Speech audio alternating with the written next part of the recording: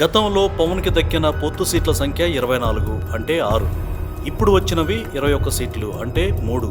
6 నుంచి 3కు పడిపోయాడు. 6 అంటే శుక్రుడు, 3 అంటే గురుడుగా చెబుతుంది న్యూమరాలజీ.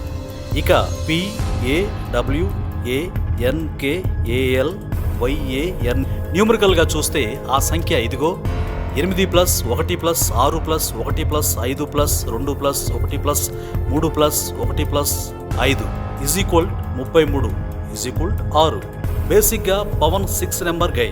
అంతటి ఉచ్చ శుక్రుడి జాతకం కాబట్టే అతడి జీవితం నిండా అమ్మాయిలు, పెళ్లిళ్ళు, విఫలయత్నాలుంటాయి. శుక్రుడి నెంబర్ గల వారికి పెళ్లిళ్ళు పెద్దగా నిలవు. ఎందుకంటే శుక్రుడు అంటేనే స్త్రీ భోగకారకుడు. శుక్రుడు బాగున్నా వారికి సోకులు ఎక్కువ, తద్వారా వారికి అమ్మాయిలు పడ్డం కూడా అంతేగా ఉంటుంది.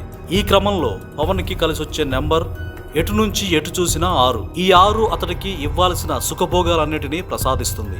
ఎందుకో తెలియదు, ఈ నెంబర్ కాదని ఆయన 21కి షిఫ్ట్ అయ్యారు. ఎన్నికల వేళ 21 దేవగురువు బృహస్పతికి సంబంధించినది. గురువు రాజయోగ కారకుడే కాదనడం లేదు గాని ఈయనేమో దేవతల గురువు. అక్కడ పవన్ కళ్యాణ్ ఉన్నదేమో రాక్షస గురువు అధీనంలో. ఈ ఇద్దరికి పొంతన కుదురుతుందా అంటే అస్సలు కుదరదు. ఒకరు ఎడ్డెమంటే మరొకరు తెడ్డెమంటారు. ఒకరు రాక్షసుల్ని హతమార్చే తారక మంత్రం నేర్పితే మరొకరు ఆ చనిపోయిన రాక్షసులను ఎలా బతికించాలో నేర్పేవారు. ఈ ఇద్దరి మధ్య నలిగిపోతున్న ఈ ముద్దుల పవనుని పరిస్థితి ఏంటి అంటే బండి 0. సరే, 2 ఎంపీ సీట్లను కలుపుకుంటే వచ్చే ఆ సంఖ్య 23. 5 ఇది బిజినెస్ నెంబర్. ఈ బిజినెస్ నెంబర్కి అధినాయకుడు బుధుడు. బుధుడికి గురువుగా అస్సలు పడదు. ఎందుకంటే బుధుడికి గురువు తండ్రే, కానీ అసలు తండ్రి చంద్రుడు. గురువు దగ్గర పాఠాలు నేర్చుకోవడానికి వచ్చిన చంద్రుడు ఆయన భార్య ప్రేమలో పడి పుత్ర సంతాన భాగ్యం ప్రసాదిస్తాడు. ఆ భాగ్యమే బుధుడు. బుధుడు ప్రధానంగా ఉన్నవారికి తండ్రి అంటే అస్సలు గిట్టదు. కారణం తాను టెక్నికల్గా ఒకరి కొడుకు, అసలుకు చూస్తే మరొకరికి పుత్రుడు. ఈ 2 భేదాభిప్రాయాల కారణంగా వీరు తమ తమ తండ్రిని అస్సలు పరిగణలోకి తీసుకోరు.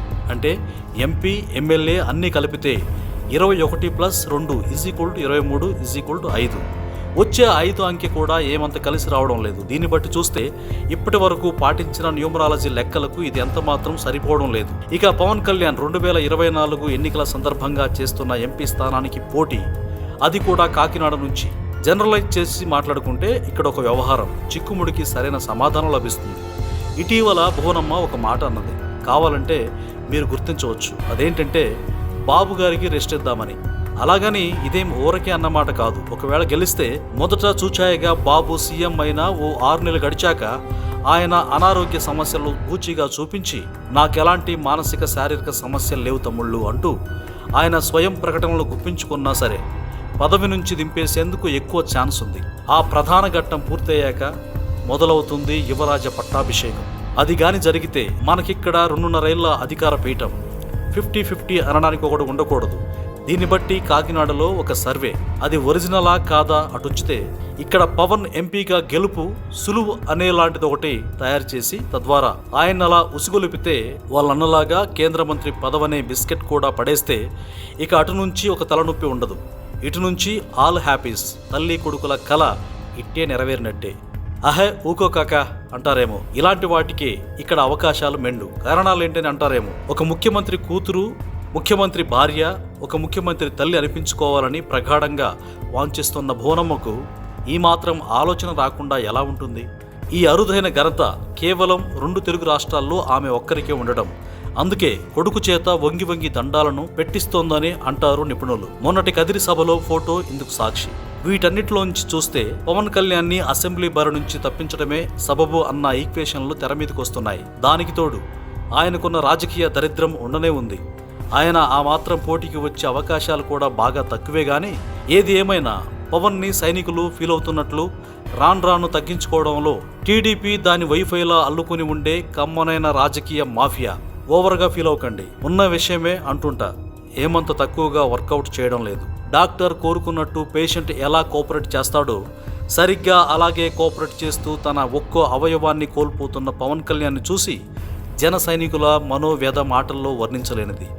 ఇప్పటికే సీట్ల సంఖ్య తరుగుదల, దీనికి తోడు దశాబ్దం పైగా జెండా మోసిన సైనికులను పక్కన పెట్టి సైక్లిస్టులను చేర్చుకుని వాళ్లకు టిక్కెట్లు ఇస్తుంటే వీటన్నిటిని బట్టి చూస్తుంటే అసలు జనసేన అన్నదొక పార్టీనా లేక పవర్ బ్రోకర్ హౌసా అన్న కామెంట్లు ఏకంగా ఆయన కరుడుగట్టిన వీరాభిమానుల నుంచే వినిపిస్తుంటే వినడానికి చాలా కర్ణ కఠోరంగా ఉంది.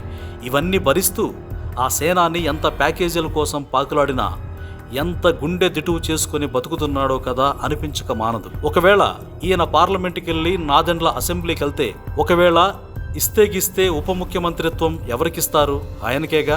ఇదిలా ఉంటే వచ్చే రోజుల్లో నాదెండ్ల తన వంశాచారం ప్రకారం ఈ మాత్రం రాజకీయ పార్టీని కూడా లాగేసుకుంటే పవన్ కళ్యాణ్ తట్టుకోగలడా? ఆహా, ఒక అనుమానం.